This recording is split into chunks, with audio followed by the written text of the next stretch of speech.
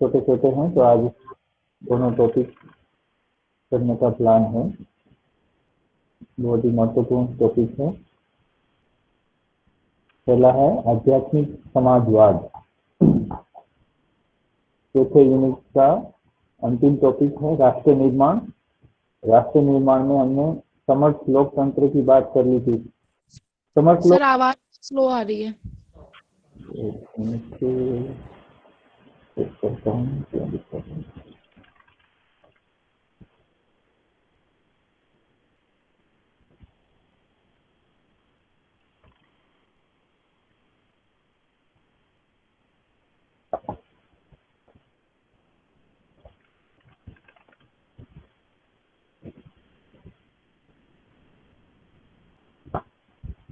हाँ, अब आवाज आ रही है?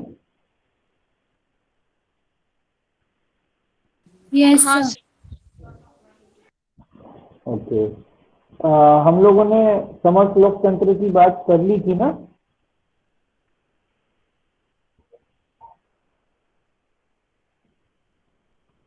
हेलो, किसी को तो याद होगा भाई। यस सर, लास्ट क्लास में करी थी। हाँ, बात हो चुकी थी ना। चलो तो बताओ, आध्यात्मिक समाजवाद क्या है?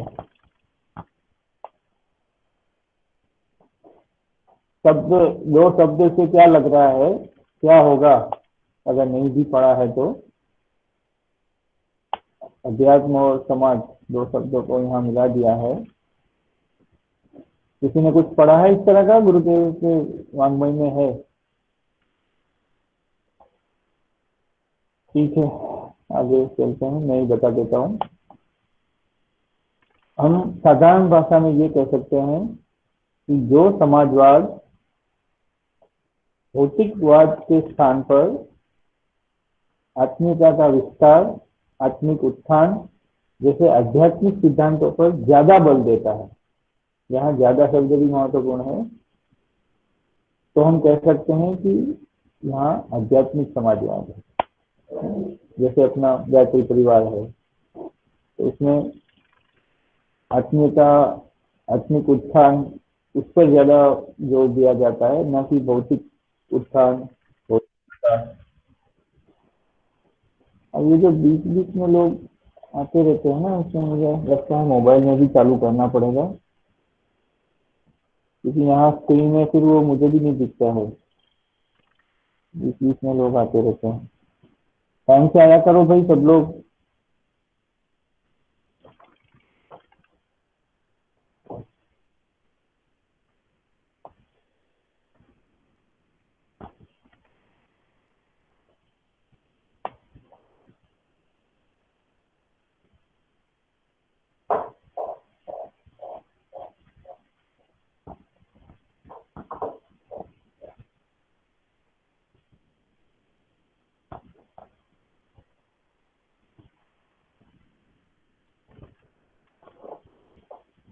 दूसरा दृष्टिकोण ये है आध्यात्मिक समाजवाद का कि व्यक्ति अपने स्वार्थ से ज्यादा सबके कल्याण के लिए अगर ज्यादा प्रयत्नशील है, थोड़ा तो अपने स्वार्थ के लिए करना ही पड़ता है, पर अगर ज्यादा प्रयत्नशील वो सबके कल्याण के लिए दे रहा है, तो वो आध्यात्मिक समाजवाद का अनुसरण करता है, ऐसा कहा जा सकता है। कि हम समाज में तो रहे, समाज से हमें अलग नहीं होना है, लेकिन हम लोगों के कल्याण की बात करें, जो लोगों की सही डिमांड है उस डिमांड को हम पूरा करें, पर जो गलत डिमांड है, जैसे खर्चीली शादियां हैं या दूसरी जब चीजें होते हैं, उसमें हम उनको साथ न दें। जो उनके कल्याण के लिए अच्छा है उसमें हम उनको साथ दें, तो वो आध्यात्मिक समाजवाद। अब जो गुरुदेव ने लिखा है उसको पहले पढ़ेंगे, फिर उसकी चर्चा करेंगे। आध्यात्मिक समाजवाद में स्वार्थी व्यक्ति का क्या मूल्य है? कुछ मूल्य नहीं है, वही बताया है गुरुदेव ने। ये मैंने बताया था आपको, राष्ट्र निर्माण क्यों और कैसे करके 64 नंबर का वाङ्मय, उसी में है। स्वार्थपूर्ण संकीर्ण मनोवृत्ति वाले व्यक्ति ने पास में संग्रहित धन संग्रह नहीं किया, वरन अपनी मृत्यु को ही संग्रह कर लिया है। जो अपने भाई बहन को कुछ नहीं देता, जो अपना ही ख्याल रखता है, अपने लिए ही संग्रह करता है, वो केवल पाप रूप है, वह चोर है। ऐसा वेद के ऋषि ने स्वार्थपरायण अपने ही संग्रह में लीन व्यक्ति के लिए स्पष्ट शब्दों में कह दिया है। चोर कहा गया है ऐसे व्यक्ति को, है ना। तो समाज में आज जो समस्या है इसमें भ्रष्टाचारी लोग, स्वार्थी लोग, सिर्फ अपना ही सोचने वाले लोग, धन के लिए कुछ भी करने के लिए तैयार हो ऐसे लोग, इन सब चीजों के लिए आज हमारे समाज का अधोपतन हुआ है। तो ऐसे व्यक्ति का आध्यात्मिक समाजवाद में कोई मूल्य नहीं। आध्यात्मिक समाजवाद में ऐसे ही व्यक्ति का मूल्य है जो दूसरों को भी अपना धन, दूसरों को भी अपनी सारी चीजों को देता है, उनको उनके हित का भी सोचता है।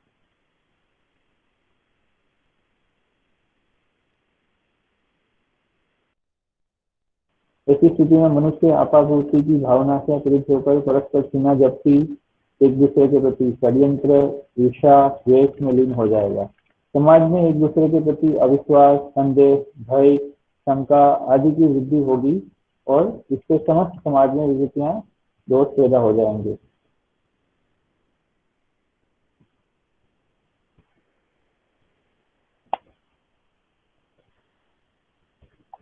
धोखेबाजी, ठगी, भ्रष्टाचार, लूट खसोट, डकैती, शोषण जैसे भयंकर अपराधों का सूत्रपात मनुष्य को इस स्वार्थ प्रधान निजी लाभ की संकीर्ण मनोवृत्ति के कारण ही होता है। व्यक्ति अपने जीवन में कितना भी समृद्ध, शक्तिशाली, संपन्न क्यों न हो, सुख, शांति, आनंद से वंचित रहेगा। क्षण क्षण, पल पल उसे नई चिंता, षड्यंत्र, संघर्ष, दूसरों के आक्रमण का सामना करना पड़ेगा। जीवन उसके लिए एक अभिशाप सिद्ध हो जाए। तो ये जो भौतिकवादी लोग हैं उनका जीवन इस तरह से ही षड्यंत्र, चिंता, इन सब में ही समाप्त हो जाता है। जबकि जिन्होंने अध्यात्म को अपने जीवन में थोड़ा सा भी अगर महत्व दिया है तो उसको, उसका जीवन है वो सुखी, संपन्न और संतोष पूर्वक होता है। परोपकार ही जीवन का लक्ष्य है। इस तरह हमारे जीवन की समस्त प्रवृत्तियों का आधार बहुजन हिताय, परमार्थ, परायणता ही होना चाहिए, स्वार्थ परायणता नहीं। इसी में हमारे स्वयं के और समाज के जीवन का विकास, प्रगति का मंत्र संगीत है। सबका हित, सबका सुख, सबका लाभ, कल्याण हमारा जीवन दर्शन होना चाहिए। सिर्फ अपना हम न सोचे। और कई बार ऐसा भी हुआ है, कई लोग इस तरह से भी सफल हुए हैं कि उन्होंने सिर्फ अपने रोजगार का नहीं सोचा, उन्होंने सिर्फ एक मिनट का एक फोन मुझे लेना पड़ेगा,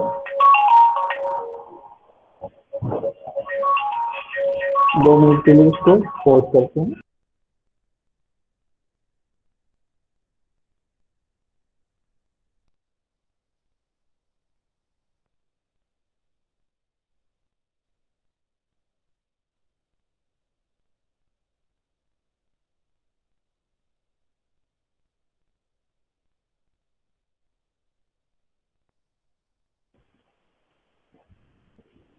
हाँ, सॉरी, बीच में फोन मुझे लगा अर्जेंट होगा।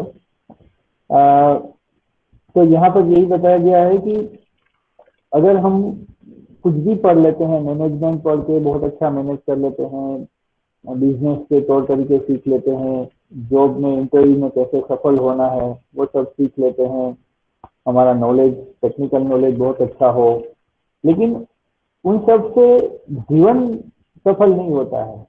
जीवन सफल बनाने के लिए परोपकार को ही सबसे ज्यादा महत्व देना पड़ेगा कि हम दूसरों के लिए भी सोचे। ऐसे बहुत से लोग सफल हुए हैं जिन्होंने सामाजिक समस्या को ध्यान में रखते हुए नया कोई इनिशिएटिव चालू किया, नया कोई बिजनेस चालू किया।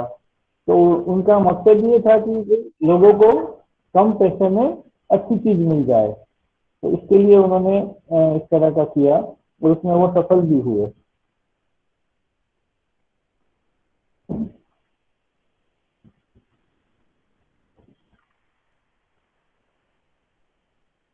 धर्म से ऊपर है आध्यात्मिक समाजवाद। धर्म अलग चीज है, सिर्फ अगर हम पूजा पाठ करते हैं लेकिन अगर हमने परोपकार का नहीं सोचा है, अगर हमने आत्मिक प्रगति के लिए नहीं ध्यान दिया है, तो वो तो हम सिर्फ कर्म कांड कर रहे हैं, धर्म का जो ऊपरी स्वरूप है।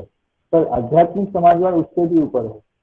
अपने ही हित की बात, अपनी महत्वाकांक्षा, अपना लाभ, अपनी उन्नति की बात, चाहे वो धार्मिक हो या भौतिक सामाजिक जीवन के लिए घातक है। हम जो कुछ भी करते हैं सोचते हैं उसका आधार समष्टिगत न होकर जो व्यक्तिगत होता है तो अनेकों सामाजिक विषमताएं एवं संघर्ष पैदा हो जाते हैं और सार्वजनिक अशांति उत्पन्न हो जाती है। ऐसी स्थिति में व्यक्तिगत जीवन भी खतरे में पड़ जाता है। तो सिर्फ हम अपने मोक्ष की बात करें, अपने समाधि की बात करें, हम अपने ही सिर्फ चित्त वृत्तियों के निरोध की बात करें तो हो सकता है कि हम स्वार्थी बन जाए। समाज को भी हमें ध्यान में रखता है कि भले शुरुआत हमें अपने से ही करनी पड़ेगी, अपना सुधार होगा तभी हम दूसरों के लिए कुछ कर पाएंगे। तो ये बात अलग है कि शुरुआत हमें हमसे करनी है, पर वहां तक सीमित नहीं रह जाना है। हमें लगे कि अब हम इस स्थिति में पहुंचे हैं कि इसमें हम दूसरों का भी उद्धार कर सकते हैं, दूसरों के लिए अच्छा काम कर सकते हैं, तो हमें वो जरूर करना चाहिए। सदियों की गुलामी की जंजीरें तोड़कर हम स्वतंत्र हुए हैं। स्वतंत्रता का लाभ तभी है जब हम प्रत्येक दिशा में विकास की समुचित व्यवस्था जुटाए। प्रसन्नता की बात है कि उस दिशा में कुछ प्रयत्न भी हो रहे हैं।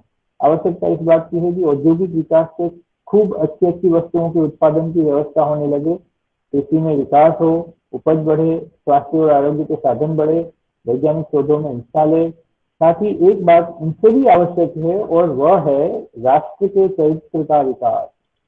यहाँ पर शब्द दिया है राष्ट्र के चरित्र का विकास। भौतिक समृद्धि के साथ नैतिकता का अवगाहन न किया गया तो वह स्थिति हमारे लिए विनाश का कारण बन सकती है।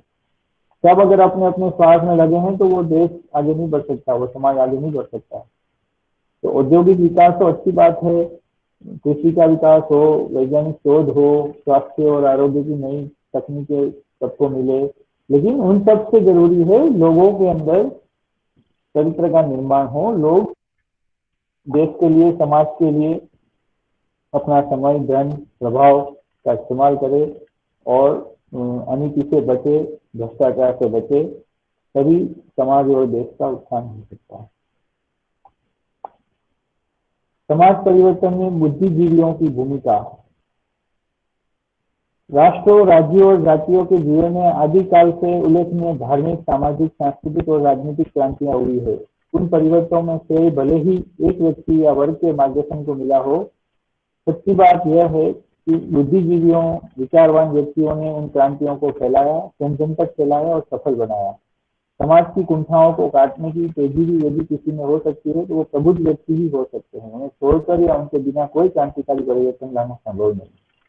तो बुद्धिजीवियों की बहुत महत्वपूर्ण भूमिका है आध्यात्मिक समाजवाद में, जिन्होंने ज्ञान प्राप्त किया है, जिनका इंटेलेक्चुअल लेवल हाई है।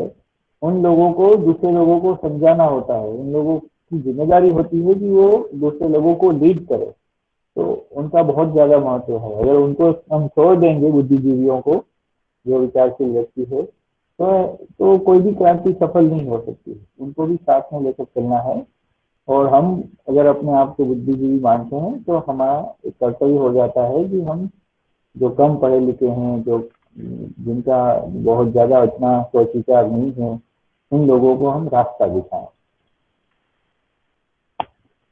राष्ट्र का विकास बिना आत्म बलिदान के नहीं हो सकता। महर्षि अरविंद का कहना है कि आत्म बलिदान का भाव सब राष्ट्र और सभी व्यक्तियों में साधारण रूप से नहीं पाया जाता। यह भाव बड़ा दुर्लभ और उच्च कोटि का है। यह मनुष्य जाति की नैतिक उन्नति का पुष्पित रूप है, अथवा सात्विक पशु भाव से स्वार्थ रहित देव भाव की ओर अग्रसर होता है। जिस मनुष्य में आत्म बलिदान की सामर्थ्य है, उसने पशुत्व को अपने से दूर हटा दिया है। चाहे उसमें अन्य प्रकार के पाप कितने भी क्यों न हो, उसमें भावी और उच्चतर मानवता के निर्माण की सामग्री है। जो राष्ट्र राष्ट्रीय तौर पर आत्म बलिदान करने का सामर्थ्य रखता है, उसका भविष्य सुरक्षित है। आत्म बलिदान की यहाँ बात है कि हमें राष्ट्र के लिए अपने स्वार्थ को छोड़ना पड़ेगा, तभी राष्ट्र का विकास होगा और तभी समाज का विकास होगा। यहाँ पर कोई प्रश्न?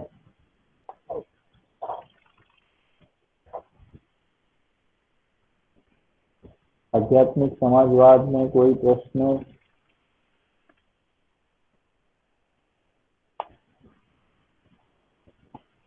ऐसा ही दूसरा छोटा सा टॉपिक है, और ये दोनों टॉपिक एक दूसरे से मिले हुए हैं। एक दूसरे में आप लिख सकते हो कि आध्यात्मिक समाजवाद है वो भी नैतिकता की बात करता है, तभी समाज का उत्थान संभव है।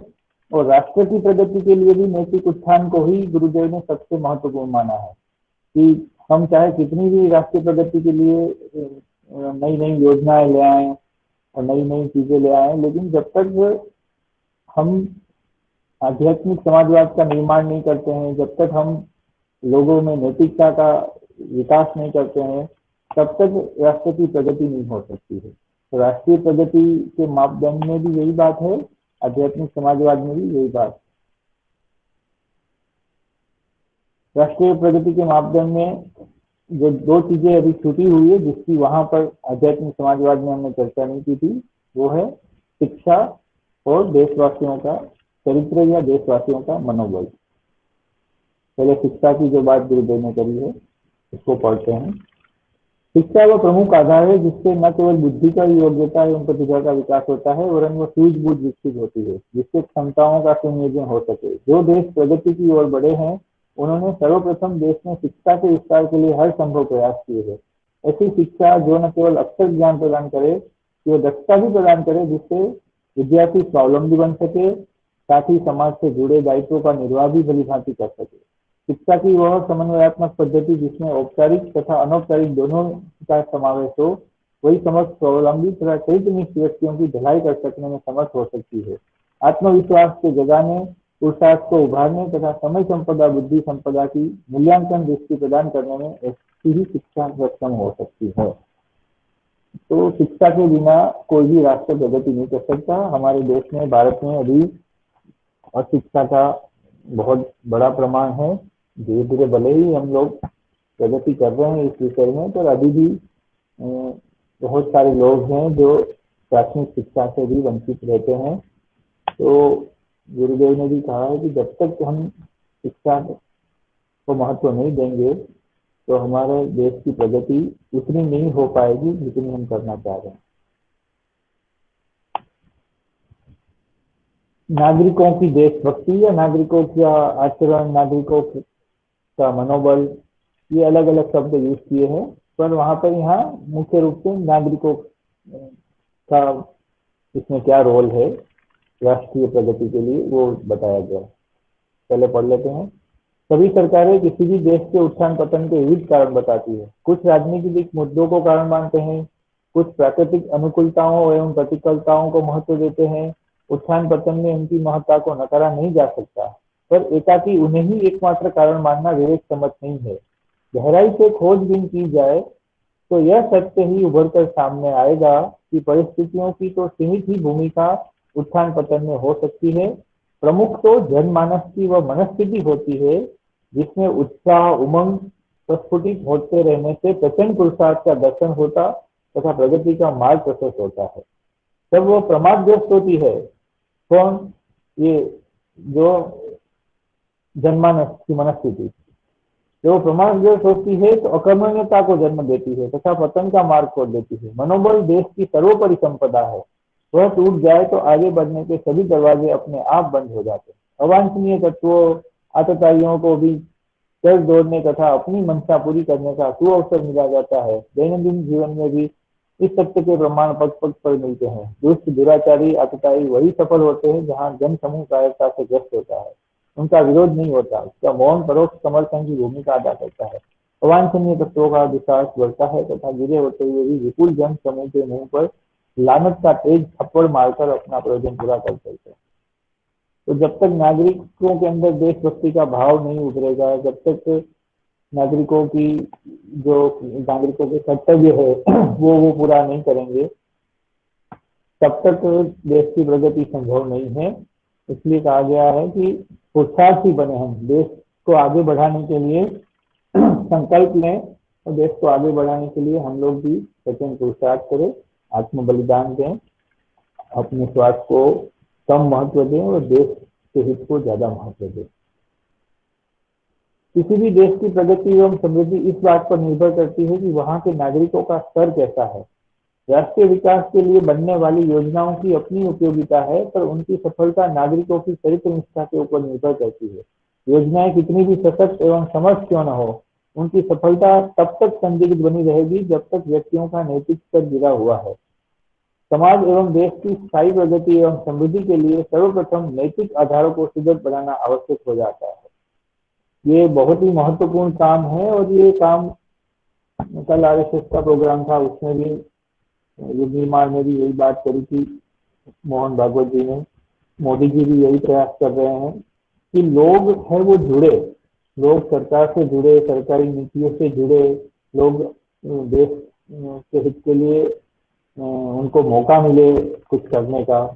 तो यही महान लोग करते हैं, इसी में वो लोग सफल होते हैं और बहुत सारे लोग जुड़ जाते हैं। महात्मा गांधी जी ने भी यही किया। ये कहते हैं कि मोदी जी भी वही कर रहे हैं और अपना मिशन भी वही कर रहा है कि लोग जुड़े। जब तक लोग नहीं जुड़ेंगे देश की प्रगति के लिए, तब तक देश की प्रगति उतनी नहीं हो पाएगी। नेता चाहे कितने भी अच्छे हो, पर वही नेता अच्छा माना जाएगा जो लोगों को भी इस महायज्ञ में पार्टिसिपेट करने के लिए प्रेरित कर सकता है। वो भी अगर जुड़ जाते हैं इस नेता के साथ साथ, तब देश की प्रगति संभव है। तो यहाँ पर ये 4th यूनिट समाप्त हो रहा है। आप लोगों के क्वेश्चन या कुछ बताना चाहते हैं राष्ट्रीय प्रगति के मापदंड में और क्या लिखा जा सकता है?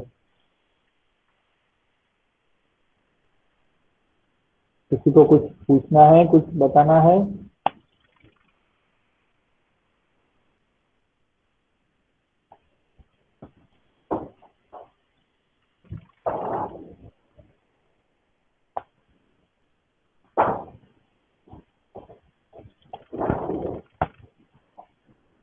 अब ये अंतिम यूनिट रहा है और वो भी योग और अध्यात्म से संबंधित है, तो बहुत ही आसान है। हो सकता है इस सप्ताह में या अगले सप्ताह में ये समाप्त हो जाए। तो यहाँ हमारा सिलेबस भी समाप्त हो जाएगा और ये आपका फाइनल सेमेस्टर है जिसमें आपको जीई लेना है। आगे जीई भी नहीं लेना होगा। हो सकता है कि वैज्ञानिक अध्यात्मवाद विभाग से फिर आप डायरेक्टली ना जुड़े रहो। जैसे आज एक वीडियो भी शेयर किया है ग्रुप में कि आगे भी कोई भी व्यक्ति आप अपने घर पर या सब समाज में लोग कैसे जुड़ सकते हैं वैज्ञानिक अध्यात्मवाद, क्योंकि वैज्ञानिक अध्यात्मवाद तो गुरुदेव ने अपने जो भी कार्य उन्होंने किए उसमें वैज्ञानिक अध्यात्मवाद को सर्वोपरि रखा है, सबसे ऊपर रखा है। तो वैज्ञानिक अध्यात्मवाद के लिए हम लोग क्या कर सकते हैं वो आप सोचना चाहिए और जिस तरह से भी जुड़ना चाहते हैं जुड़ सकते हैं। अटेंडेंस ले रहे हैं?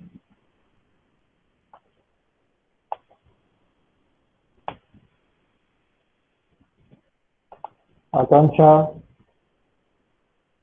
Present sir. Present sir. Anchal? अनमोल?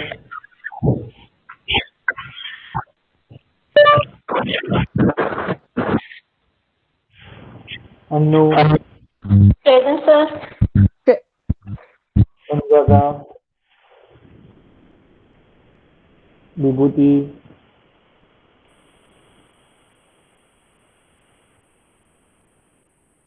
धर्मवीर?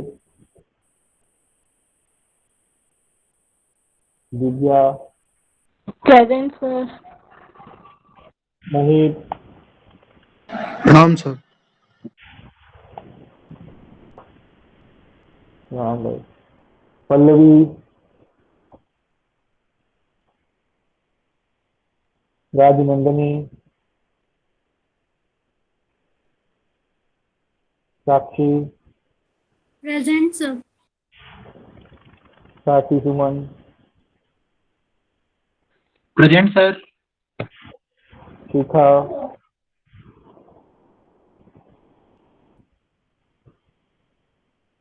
शिवशरण?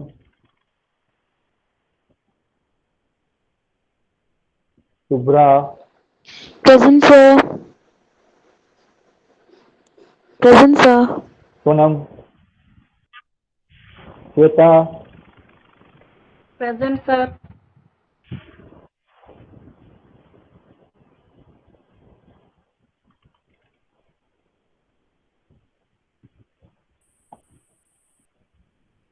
मैं उन लोगों के नाम बोल रहा हूँ जो एब्सेंट है, किसी का गलती से आ गया हो तो बता देना। आंचल Sir, है, Achal present. ठीक है। अनमोल, Sir, present. Present, sir. हाँ Anmol. हाँ, हो गया हो गया। विभूति, धर्मवीर, पल्लवी,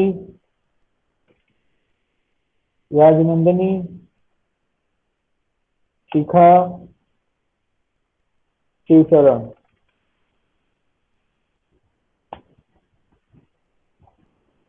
किसी को कुछ कहना है? आप लोग कुछ बोलते नहीं हो। हाँ, सभी क्लास में ऐसा ही होता है? डिस्कशन किसी क्लास में नहीं होता क्या? सर होता है पर बहुत कम होता है मतलब। तो करना चाहिए ना, वही अटेंडेंस तो मिल ही जाएगी, पर कुछ चर्चा करोगे तो वो आगे आपको ही काम आएगा ना। तुम कुछ पार्टिसिपेट करोगे तो आपको काम आएगा वो, और कॉन्सेप्ट भी एकदम क्लियर हो जाएगा। कहीं डाउट हो तो वो भी पूछ लिया जाना चाहिए। हाँ?